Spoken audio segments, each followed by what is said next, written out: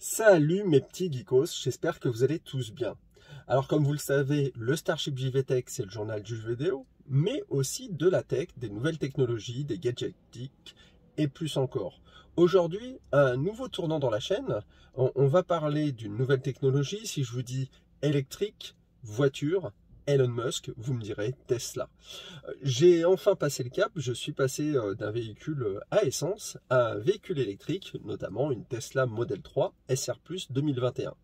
Je vais donc, dans ce dossier, vous expliquer pourquoi choisir une Tesla, notamment dans mon cas, et puis un petit comparatif entre l'ancienne voiture que j'avais, une BMW X2 M Sport X, face à la Tesla Model 3 SR+ 2021. Je vais vous expliquer un petit peu les différences. Pourquoi ce comparatif? Alors, c'est deux véhicules complètement différents. On parle quand même d'un crossover pour le X2 et plutôt une berline pour la Tesla Model 3. Mais il se trouve que ces deux véhicules sont à prix égal. Alors, la X2 d'occasion, avec 38 000 km environ, et la Model 3 toute neuve. Mais donc ça va vous permettre de vous rendre compte un petit peu des petites différences et puis des avantages et des inconvénients de la Tesla. Je vais vous dire ça le tout sans concession, mais avant tout, n'oubliez pas de vous abonner à la chaîne, de mettre un pouce vers le haut, mettre un petit commentaire, vous en avez l'habitude, c'est important pour que la chaîne puisse grandir et être référencée.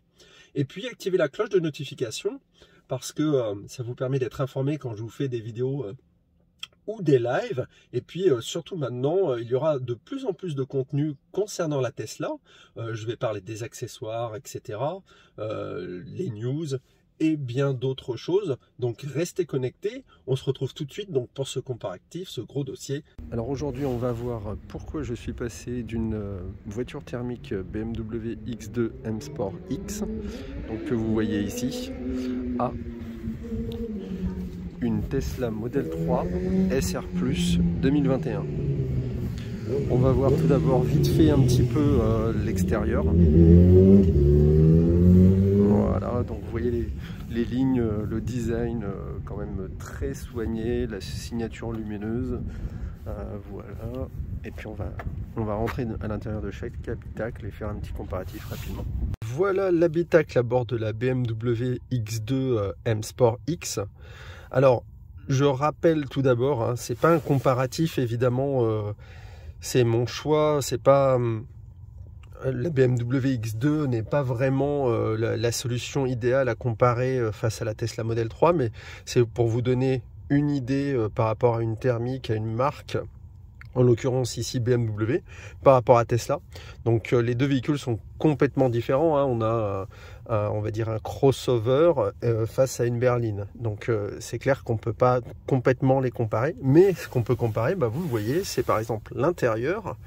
Donc l'intérieur, très soigné de BMW, le volant, on va le voir plus tard, donc rien à voir avec ce qui se fait chez Tesla, c'est quand même un peu plus quali, entièrement cuir, ça fait un petit peu moins, plastique. Après les boutons on aime ou on n'aime pas, c'est un modèle de 2018.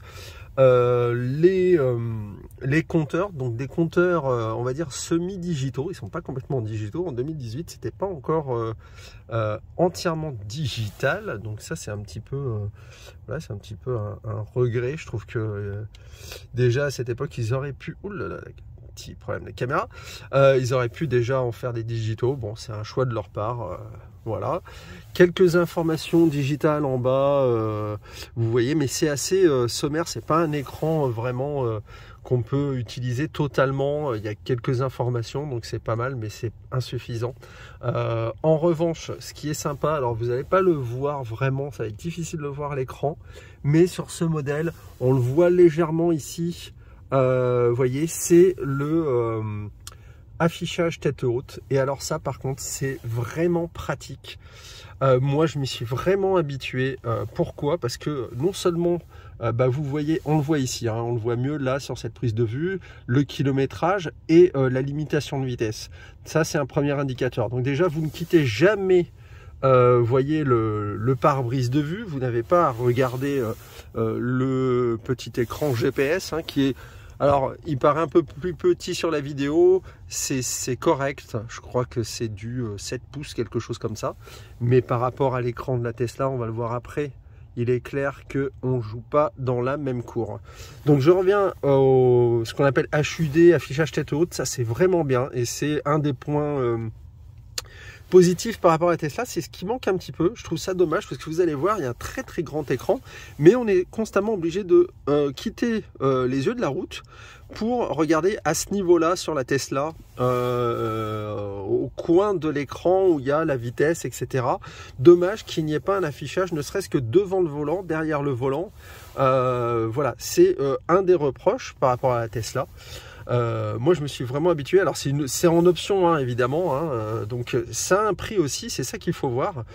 Ensuite sur le reste du véhicule on reste sur du classique, vous voyez, bon ça, moi je trouve que ça commence un peu à avoir vieilli sur ce modèle de BM. Ici alors par contre c'est très joli, vous voyez tout ce qui est rangement, voilà, c'est très soigné. Très soigné, le pommeau de vitesse, bon il n'y en a plus sur Tesla, mais le noir glossy, donc tout ça c'est très joli, mais alors par rapport à Tesla, rien d'exceptionnel, mais là où on voit la différence, voilà, regardez, c'est les surpiqûres par exemple ici, les surpiqûres ici sur le tableau de bord, là le tableau de bord, vous voyez c'est même, on dirait du cuir, alors c'est plus du plastique, mais c'est tellement, ça fait une imitation cuir. Donc c'est vraiment très sympa. Donc voilà, et puis signature lumineuse ici, donc là on ne le voit pas de jour, mais ça c'est clair, on change l'ambiance lumineuse. Donc ça c'est aussi un plus qu'il n'y a pas sur Tesla, c'est un peu dommage. C'est les petites choses qui manquent. Après pareil, vous voyez, intérieur de porte, c'est du tissu mais type Alcantara, donc c'est très joli. Encore une fois la poignée, vous voyez. Voilà encore les finitions ici. Donc là, avantage BMW, hein, forcément, les finitions sont quand même, on va le voir sur le siège, si j'arrive à, voilà, le siège en Alcantara, bah voilà, regardez, encore les surpiqûres bleues ici à l'intérieur, c'est très joli. Voilà, vous voyez ici les petites encore les petits détails de couture. Ici pareil, le rappel des couleurs M Sport. Hein. Voilà, donc finition, il est clair que avantage BMW, mais encore une fois, tout ça, ça se paye aussi. On est en fait sur un tarif qui est proche des 50 000 € avec tout équipé. Voilà, là en occasion on est avec 40 000 km, le prix quasiment d'une Tesla neuve, on est sur du 36-37 000 €, donc quasiment le prix d'une voiture neuve. Donc voilà, avantage par contre largement au prix pour Tesla. Le toit ouvrant, alors c'est un toit panoramique, à la fois panoramique, vous voyez, et ouvrant. Et ça, c'est un autre petit reproche par rapport à Tesla. C'est un toit, très joli toit panoramique qui va jusqu'au bout, contrairement à celui-là, on va le revoir, mais voilà, il va pas jusqu'au bout, forcément, c'est pas une berline, c'est un crossover. Mais la différence, c'est qu'il s'ouvre. Et ça, en été, bah moi, c'est un truc que je trouve sympa, quand vous pouvez pas vous payer une décapotable, et le toit ouvrant, ça le fait. Moi j'aime bien, je trouve ça sympa. Donc là c'est dommage que Tesla, on n'ait pas le choix, mais bon voilà, très joli toit quand même du côté de chez Tesla. Qu'est-ce que je peux vous dire d'autre? Voilà, après en technologie, vous l'avez vu, l'ABM c'est rudimentaire, un écran tactile quand même, heureusement, hein, on est en 2021, voilà, même s'il a été produit en 2018, voilà, après l'info tactile, c'est pas, voilà, la navigation, c'est classique, c'est sommaire. Alors, on peut aussi commander, on a les commandes vocales quand même, hein, mais on n'est pas avec comment on dit, de l'entertainment, du divertissement, des jeux, des machins, vous oubliez. petite chose que je peux préciser, c'est que sur ce véhicule, j'avais tout ce qui est commande à distance, un petit peu comme sur Tesla. Donc notamment chauffage de l'habitacle, aération de l'habitacle, on peut localiser son véhicule, faire sonner le klaxon, les feux, etc. Donc voilà, des choses qui sont dispo sur Tesla, mais beaucoup plus intuitifs, avec une application beaucoup plus intuitive. Donc voilà, alors en termes de motorisation, là on est sur du, parce qu'il faut quand même l'aborder, sur de l'essence 192 chevaux. C'est pas la plus puissante. La motorisation la plus puissante, je crois que c'est 250 chevaux, 300 chevaux, c'est à peu près ça, hein, en essence ou diesel. Voilà, donc en gros, vous voyez, sur des catégories de prix comme ça, on n'est pas encore sur une motorisation puissante. Si on veut égaler, eh bien la Tesla, il faut encore rajouter au porte-monnaie, et là on passe sur à une autre catégorie de prix, et encore avec la 250 chevaux, on n'égalera pas les 300 chevaux de la Model 3 SR+ 2021. Donc voilà, voilà, c'était pour vous faire un petit comparatif de la marque et qu'est-ce qu'on a pour le même prix du neuf chez Tesla. Alors, changement d'ambiance, on est à bord de la Tesla Model 3 SR+ 2021. On va regarder un petit peu donc les comparaisons avec l'habitacle par rapport à la BMW. Encore une fois, tout ce qui est espace à l'intérieur, on peut le comparer. Maintenant, c'est vrai que là, on est face à une berline et un crossover avec le BMW X2. Voilà, mais ça vous donne une idée de qu'est-ce qu'on peut avoir pour le même prix, donc d'une SR+ neuve en 2021. Alors, tout de suite, l'habitacle. Vous voyez, c'est un choix de Tesla. On est sur quelque chose de très épuré. Vous voyez, un grand tableau de bord tout droit. Sans aucune fioriture, et notamment ce qui est important, c'est ici, vous voyez, ça c'est l'aération qui est d'une seule pièce et qui est très très pratique. On va le voir à l'écran, je peux vous montrer rapidement. Vous voyez, dès qu'on met la climatisation, on peut commander, donc là on va la mettre en route, on peut commander même, hop, voilà, on la met en route, climatisation en haut, en bas, et là on peut commander l'orientation. Vous voyez, puisqu'il n'y a pas de petite palette pour mettre l'inclinaison, eh bien on le choisit avec l'écran tactile. Moi je trouve ça super. C'est vous voyez, hop, à droite, à gauche, en bas, vers le haut. Donc ça, et indépendamment, à gauche, à droite. Donc voilà ce qu'on peut faire, mais manuellement, là, on le fait à l'écran tactile. Encore une fois, voilà, c'est du, comme on appelle ça, du user-friendly, comme disent les Anglais. On est sur du tactile, sur quelque chose qui est très facile à configurer. Alors, je vous disais, quelque chose de neutre, d'épuré, mais qui est quand même classe. Vous voyez, avec cette imitation bois là, je trouve que c'est pas mal du tout. Alors ça fait pas vieux, hein. C'est pas comme de la ronce de noyer, si vous vous souvenez, les vieilles voitures avaient ça, c'était la classe à l'époque des années 80. Là non, c'est sobre, c'est lisse. Il faut savoir qu'après ça, il y a des accessoires sur AliExpress, on peut le changer l'intérieur, on peut choisir du carbone. Le volant, alors le volant c'est un petit peu, voilà, c'est moi je trouve c'est un peu terne. Vous voyez, c'est du cuir, hein, on voit la surpiqûre, mais ça fait un peu d'un bloc, un peu plastique, un peu rond. Voilà, je trouve ça un petit peu, bah oui, je trouve ça un peu tristoun. C'est pour ça que j'ai rajouté, vous voyez, ça, cet accessoire. Vous verrez, je vais faire des vidéos sur ces accessoires. On les verra sur une autre vidéo. Mais du coup, ça rajoute un petit peu de classe, de fun. Voilà, vous voyez, avec le logo Tesla. Ça, on le verra dans d'autres vidéos. Et puis les commodos, encore une fois, vous voyez, très sobre, un peu tristouné. Ça pareil, on les habillera plus tard. Maintenant, on a ici, on passera évidemment à l'écran plus tard parce qu'il est très important. Là, vous chargez vos deux téléphones, même un grand téléphone, vous pouvez le mettre sans problème. Hop, on va éteindre la clim. Tesla arrête la clim. Vous voyez, ça fonctionne pas toujours. Arrête la climatisation. Voilà, on arrête la climatisation. C'est vrai que parfois il faut bien lui donner les ordres, c'est un bon exemple. Donc, je reviens, là vous pouvez charger vos téléphones par induction, super pratique. Plein de rangements, vous allez voir, c'est très très grand. Ça pareil, c'est un accessoire que j'ai rajouté.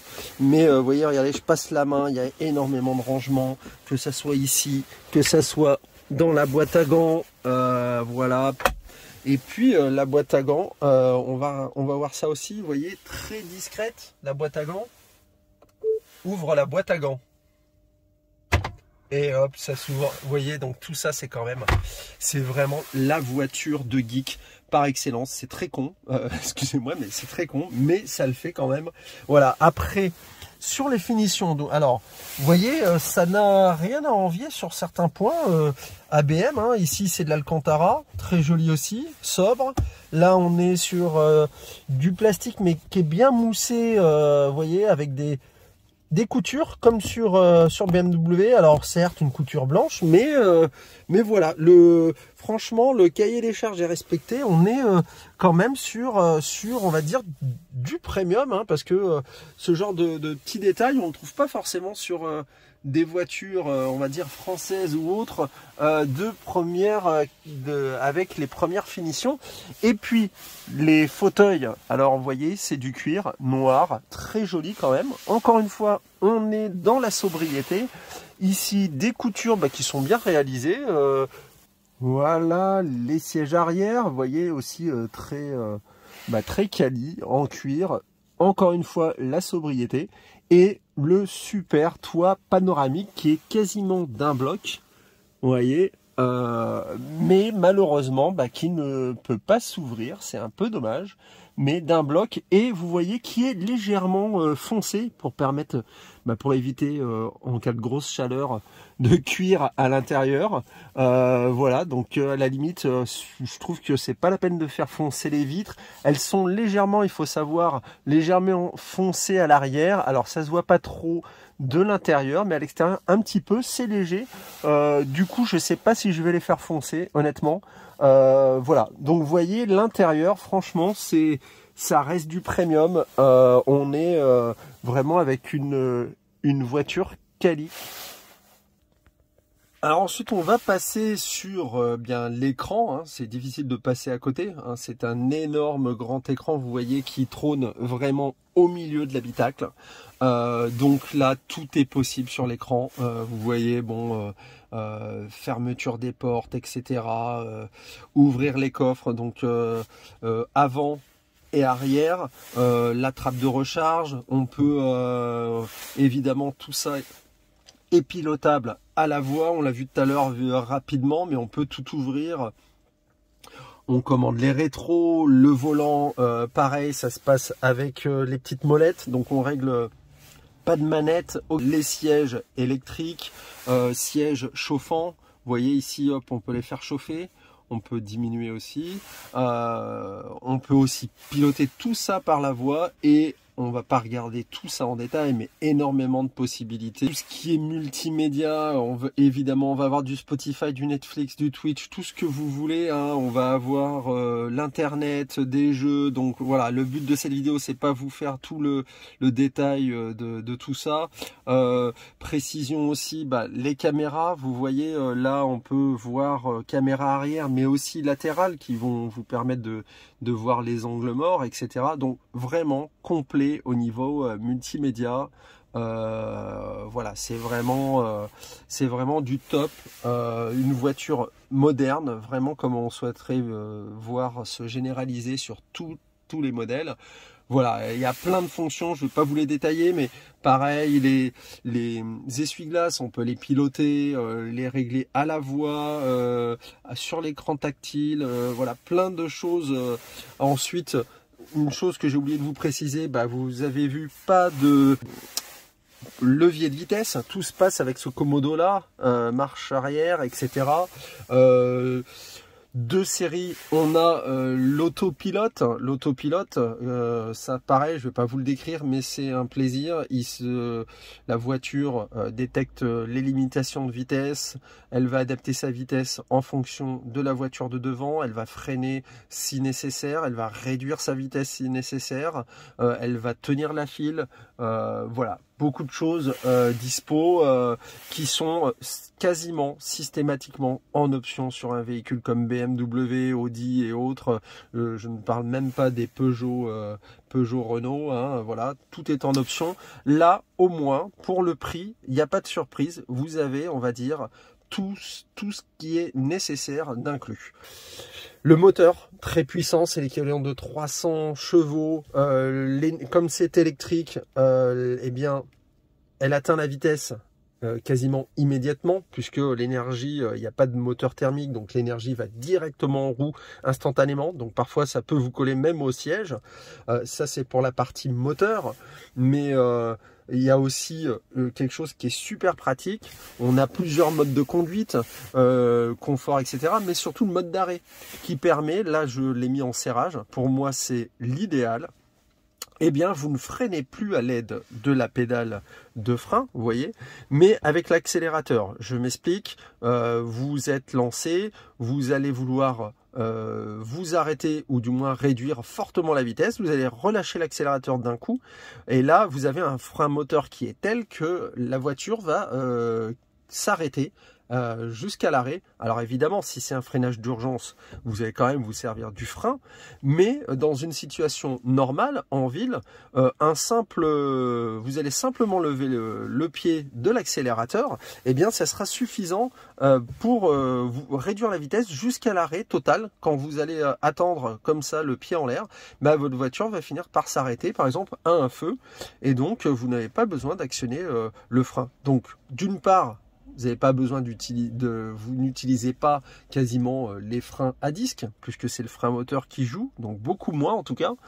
Et puis, c'est un confort, puisque vous n'avez pas à faire tout le temps droite-gauche avec votre pied, frein, accélérateur, frein, etc. Donc ça, c'est vraiment un confort de conduite vraiment appréciable.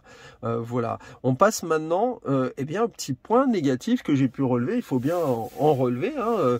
Alors, le premier, bon, je l'ai dit, l'habitacle, on aurait pu peut-être avoir un truc un peu plus sympa au niveau du volant et puis les finitions à l'intérieur, mais vraiment c'est très très léger, on trouve vraiment tout ce qu'on veut et c'est digne, quand même on n'est pas loin d'une allemande, hein, voilà. Après le choix d'un tableau de bord épuré, on s'y habitue franchement, moi je trouve c'est classe.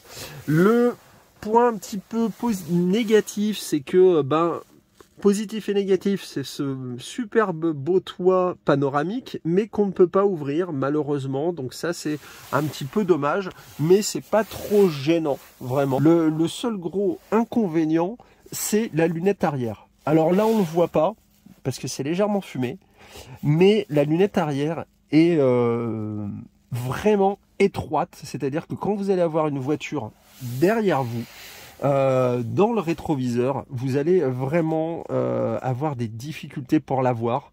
Si c'est une voiture un peu basse, franchement, vous voyez les feux la nuit, mais ouais, de gros problèmes quand même pour voir à l'arrière les véhicules ou les deux roues, parce que vous voyez, le toit plonge d'un coup et la visibilité est vraiment pas ouf. Plus la nuit, vous voyez la plage arrière qui est quand même à 90% fumée, hein. Donc vous voyez l'espace là on le voit qui reste clair. Le rétro est un petit peu étroit, mais de toute manière ça sert à rien de l'avoir un petit peu plus large, parce que de toute manière vous voyez l'espace un petit peu, c'est dommage qu'on ne voit pas de voiture à l'arrière pour vous montrer, mais c'est très très court, très très short pour avoir une grande vue de ce qui se passe derrière. Le défaut vraiment qui pour moi est préjudiciable quand vous conduisez, eh bien regardez, vous voyez la route, donc pas de affichage tête haute, hein, comme sur BMW. Ici, aucun compteur, donc bon c'est joli, c'est épuré, mais du coup vous êtes obligé de regarder devant vous Et par moment, c'est une fraction de seconde, ben, votre œil va à ce niveau-là, puisque c'est là que vont apparaître votre compteur kilométrique, et votre GPS va apparaître, hop, on va le voir ici. Donc vous voyez, vous êtes obligé, votre regard va de là à là, ici, et ici pour le GPS. Donc ça, c'est un petit peu dommage. On est obligé de quitter les yeux de la route. C'est ce qu'on fait évidemment avec un véhicule classique où il y a l'écran tactile ici. Mais ce qui est dommage, c'est de ne pas avoir eu, alors idéalement, un affichage tête haute ou ben, simplement un petit écran ici très court. Alors pour pallier à ça, vous pouvez mettre par exemple ici votre téléphone portable avec un support, éventuellement Oise ou quelque chose comme ça. Donc ça va vous régler le problème. Je sais qu'il existe des solutions alternatives, mais un petit peu chères. Donc ça, c'est pour moi le seul point noir à la conduite. Voilà, ça vous fait quitter un peu les yeux de la route, et c'est dommage, parce que je pense qu'un affichage tête haute, ça doit pas coûter bien cher, et ça aurait réglé le problème en mettant tout simplement, comme sur la BM, la vitesse réglementaire et la direction. Voilà. Et c'est un petit peu la demande que je ferai à Elon, à Elon Musk, s'il devait mettre à jour la prochaine fois c'est les Tesla. Après, comme je vous ai dit, il y a des petites solutions pour pallier à ça, mais c'est pas toujours voilà, accessible. Je sais qu'il y a un compteur qui se met, il faut démonter un petit peu ici le volant, voilà. Ça, c'est un petit peu le seul point noir, mais à côté de ça, le confort de conduite avec le silence de l'électrique et, comme je vous ai dit, le frein régénératif, etc.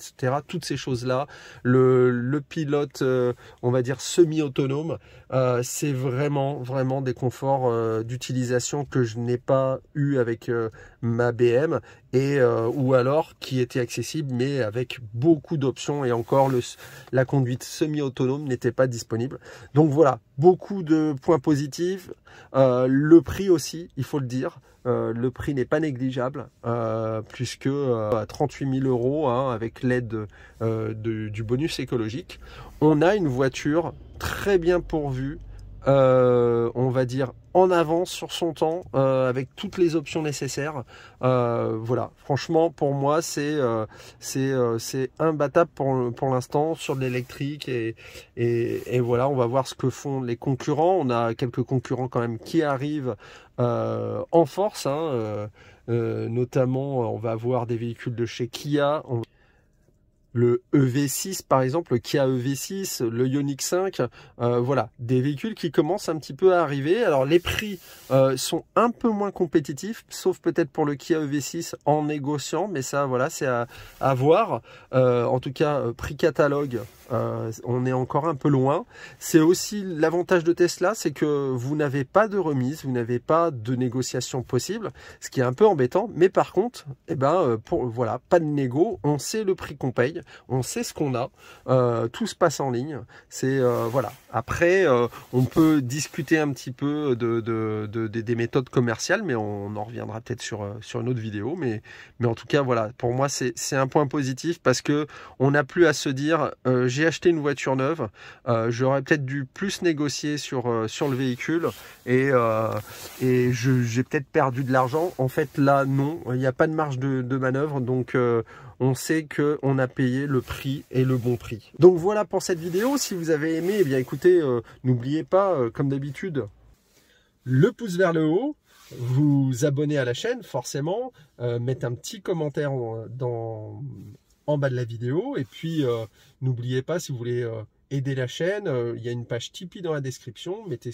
ce que vous voulez, 1 €, 2 €, 100 000 $, et puis je vous réserve des petits cadeaux.